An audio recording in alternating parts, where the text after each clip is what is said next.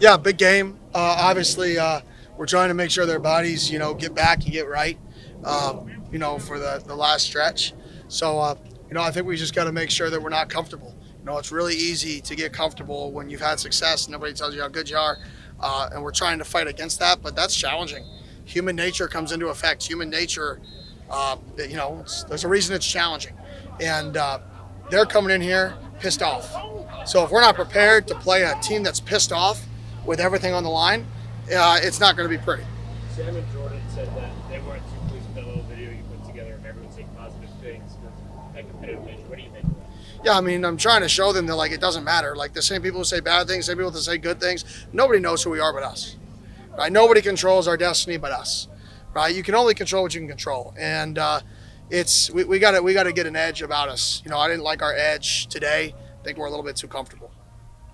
What does it come to finding that edge? What does it take to necessarily find that edge in just the next couple of days of walkthroughs and just mentally preparing? It's just understanding that if we don't go out there and play with a chip on our shoulder, play with just that, everybody knows what that is, just a little something extra, because that's what we're going to get. We're going to get that. We're going to get the best version of BYU this week, the very best that they've been all year. We're about to get at home, right? And if we're not prepared for that, right, then it's not going to be good.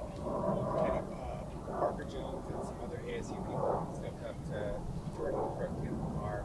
Did you see that? I did. That's unbelievable as a community to be able to put together an NIL deal for a kid like that. It's really cool to see. I think it happened in one day. They managed to work together to put together an NIL deal for a kid. That's super, super, super cool to watch.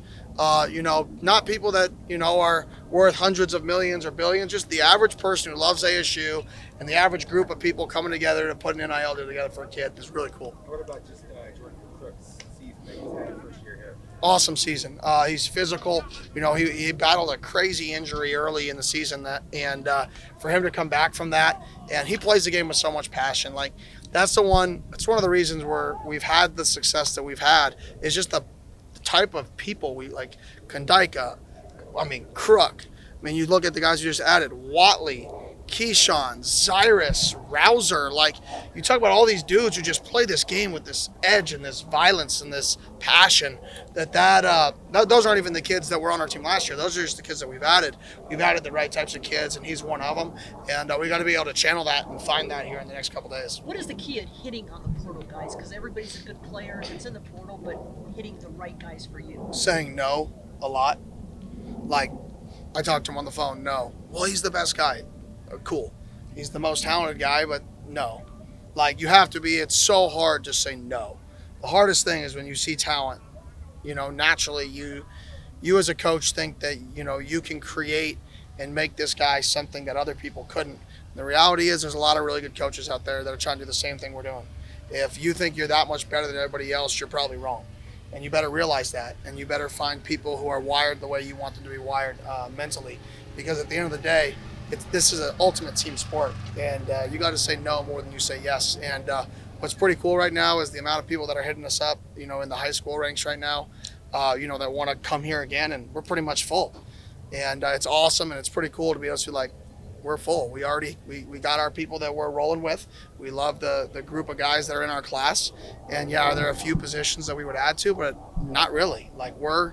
We got our squad. And I think that's powerful that, a lot of people in this situation would, you're having some success. High-ranked kids want to come back in the boat, and they'd be like, oh, we got to take him. No, we're going to take the kids and the people that want to be here, that are passionate about being here, and we're not going to astray from that plan. Was there something that surprised you this season about this group? Just the way they've grown together, and then the way they compete. They're a very competitive group across the board. We play really hard. I think that's consistent, but I think that goes to the fact that there's relationships. When they win a game, 30 people go to the same place to hang out after the game. 30. You're talking 25% of our team are at the same location, hanging out after a game. That is an old school kind of mindset. You don't get teams and groups of people hanging out in masses anymore. You get pockets of people. And that was something we really challenged our guys this offseason, to hang out together. And when you see the success they have on the field, I truly think it's because the big part of it is the relationships they have off of it. You talked about the team wanting to find an edge. Is it something where they're close at this point with a couple days to go, or is this like not even close to where you want it to be? Not close to where I want it to be. The portal moves really quickly. How do you, for those guys that have that edge that you were able to bring in, how do you cut through kind of all the BS and see that they have that edge? Yeah, I don't trust what any other coach tells us. I know that's different from some people. I just don't trust. I got to meet a kid. I got to FaceTime him. I got to talk to him face to face. I got to ask him brutally honest questions. I got to tell him exactly what everybody's saying about you. Like, it's not going to be comfortable. You ready for this conversation? This is what people say you are, right? Do you want to change that? And then I got to get a feel, and our staff has to get a feel for, is that kid real about either changing, what other people are saying about him and trying to change his life around, or does he look away from the camera, kind of tell you what you want to hear, and or blame them? It wasn't me, it was them.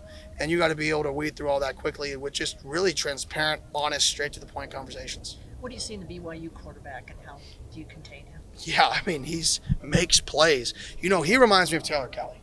When I look at him, he's creative, he's off platform, he can make all the throws, he throws from different arm platforms, he extends plays. When I watch him play, it gives me flashbacks to Taylor pretty significantly. And that's not good for us, because Taylor was one of the best Sun Devils quarterbacks, in ever, let alone in the last 25 years. And he's a big reason that they're 9-1 right now, and one of the top 20 teams in college football is because of him. Why did you have the crowd noise going today? We've had more busts on defense at home than we have on the road. And that's why our third down percentage on defense has been not as good as it has been on the road. That's because crowds get loud for offenses. So we have to practice being better on defense, communicating with crowd noise on third downs. So we really had to get that ramped up, because that's been a struggle for us. That's good. Got Coach Aurora. Thank you. Have a great day.